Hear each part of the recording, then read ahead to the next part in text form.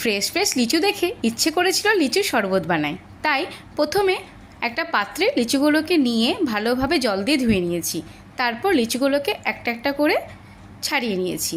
মাঝখানে যে বীজটা থাকে সেটাও একটা সেপারেটভাবে রেখে দিয়েছি। তারপর লিচুগুলো ছাড়ানো কমপ্লিট হয়ে গেলে সবগুলো একটা জারের মধ্যে দিয়ে দেব। সাথে দিয়ে দেবো হাফ লেবুর রস, দিয়ে দেবো 1 চামচের মতো বিট লবণ, 1 চামচের মতো গোলমরিচের গুঁড়ো। ব্যাস, একটা পেস্ট রেডি হয়ে গেল। এবার গ্লাসটাকে ডেকোরেশনের জন্য আমি এখানে লবণ, একটু শুকনো লঙ্কার গুঁড়ো ইউজ করেছি। গ্লাসের চারিদিকে দিয়ে দেবো লেবুর রস, দিয়ে এভাবে ডেকোরেশন করে নেব। ব্যাস, গ্লাস আমার রেডি।